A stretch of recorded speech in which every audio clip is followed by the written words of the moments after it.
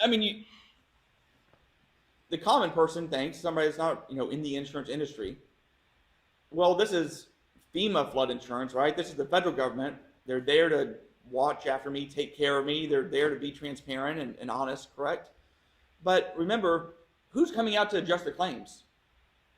You have some in-house adjusters that work for the federal government and some people that come in and do that.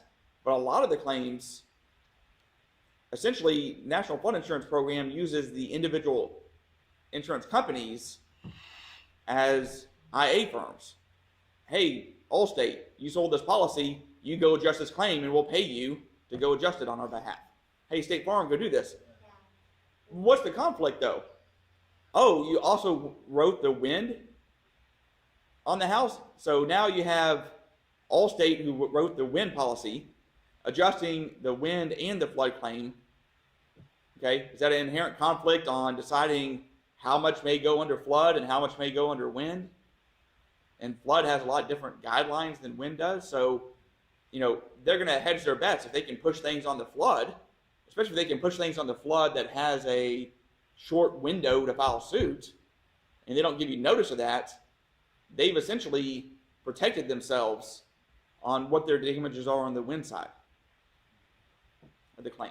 So Rigsby sisters, that's a very good claim to look up. They went this very issue he's talking about in Katrina after in Mississippi. The Rigsby sisters were adjusters for State Farm. They joined in with the federal lawsuit on whistleblower status and sued State Farm, and I believe the verdict was like $385 million, and they participated in that, so they got to claim some of that money. But the argument is what Shaun is talking about, where State Farm had both claims, and the government said, shit, while you're going out there, you might as well just do both of them, and then State Farm was not paying really anything, but they were shifting anything that they did pay over to the flood category. That way they didn't, spend any money.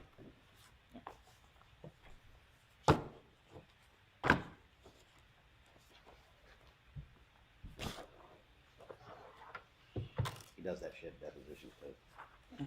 Gets your fly, shuffles paper out a little bit.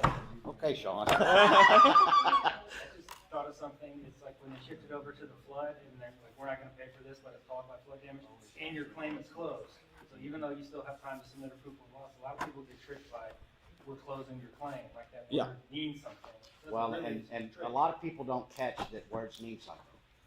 The insurance company is very smart. Not only are they very smart, they're smart enough to understand that we're going to hire a bunch of analytical people that's going to come in and tell us what words trigger what feelings inside.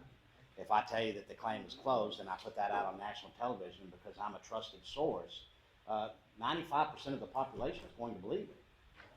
And the other 5% is going to fight, and I think less than 1% is actually going to find somebody like who's in this room. So if you think about what's going on right now, all the legislation, all of the idiots, that are saying all of this is running rampant, they're really doing this based on less than 2% of the overall claims volumes that are. What would happen if it went to 3? So the one I'm handing out, make sure you Double, get the one that's in around 4%. for documents. They're not losing any money. Yeah, you're not even getting close.